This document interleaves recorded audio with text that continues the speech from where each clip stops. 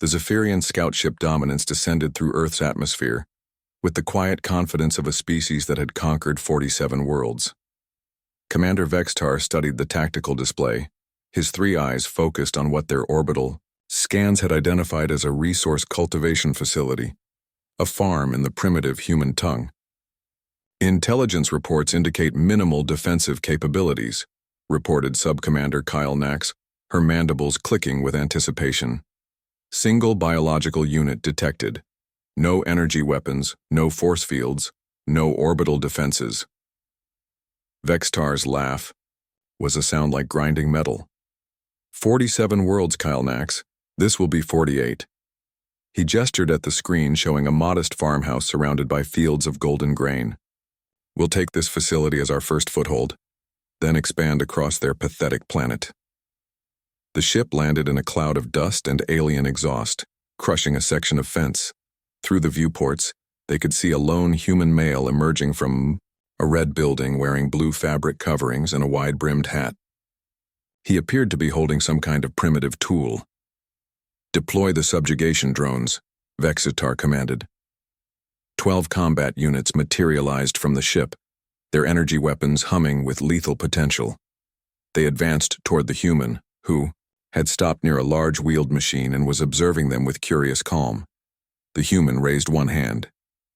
"Y'all need to get off my property," he called out, in what the translator rendered as a polite but firm tone. Vextar activated his personal translator and stepped from the ship. "Primitive creature, I am Commander Vextar of the Zephyrian Empire. This facility is now under our control. You will submit or be eliminated." The human, John McCready according to their scans, tilted his hat back and spat into the dirt. "Well, now that's a problem. See, this here's been McCready land for 4 generations. My great-granddaddy cleared these fields.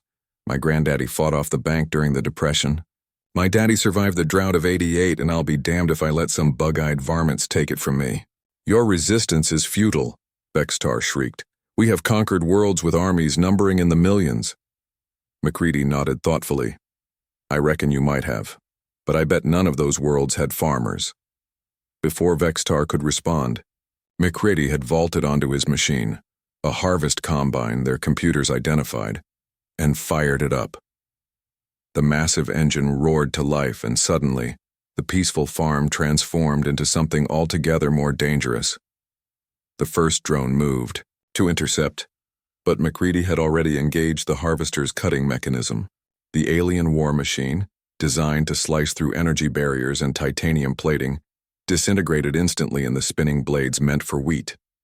Sparks flew as alien metal met earth-forged steel, and the steel won decisively. "Impossible," Vextar gasped, but McCready was already pivoting the massive machine toward the next group of drones. What followed could only be described as a masterclass in agricultural warfare. The combine harvester, a machine designed to efficiently process tons of grain, proved remarkably effective at processing alien invaders.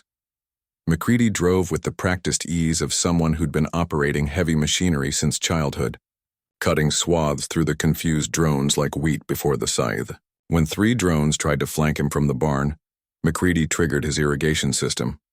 High-pressure water jets, normally used to nourish crops, sent the aliens sprawling in the mud. Before they could recover, McCready had backed his livestock, trailer into position, and released his prize bull, Taurus Rex. 2,000 pounds of bad attitude that had little patience for uninvited guests. "Retreat," Vextar commanded as his remaining drones were systematically destroyed by a combination of farm equipment, irrigation systems, and one particularly aggressive bovine. But McCready wasn't finished. He'd climbed down from the combine and was walking toward them with a new implement, a device that looked deceptively simple until Vextar's computer identified it as a shotgun. "Now hold on there, partner," McCready called out. "You came onto my land, threatened my livestock, damaged my fence, and scared my chickens. Where I come from, that means we got ourselves a problem to settle." The shotgun roared, and Vextar's personal shield generator sparked and died. The alien commander found himself staring down the barrel of a weapon that, while primitive by galactic standards, was remarkably effective at close range. "See," The thing about farmers, McCready continued conversationally, working the pump, action with practiced ease, is we're used to dealing with pests, coyotes, wolves, rustlers, government inspectors, alien invaders. They're all the same to us.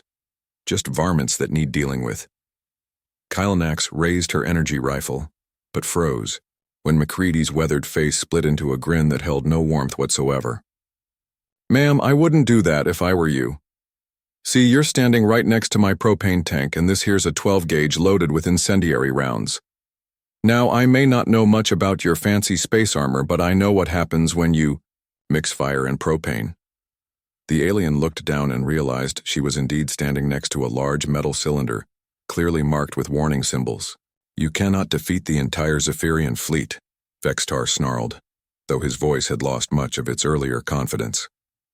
McCready shrugged. Maybe not. But I know every farmer in 3 counties, and we all got combines, shotguns, and attitudes about folks messing with our land. Plus, my neighbor Joe's got an old M1 Abrams he bought at Army Surplus, and Betty down the road keeps explosives for clearing stumps. He leveled the shotgun.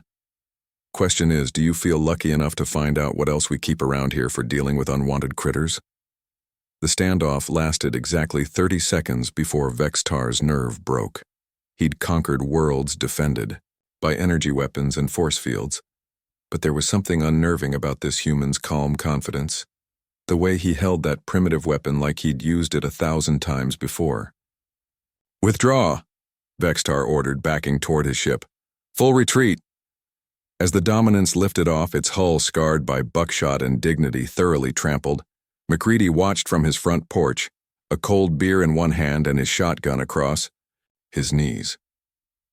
The Zephyrian fleet received Vextar's report with disbelief, then horror, then a grudging respect that would fundamentally change their expansion plans.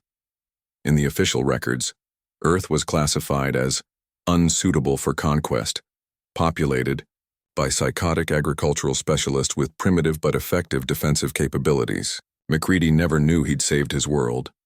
He just knew he'd protected his land like 4 generations of McCreadys before him.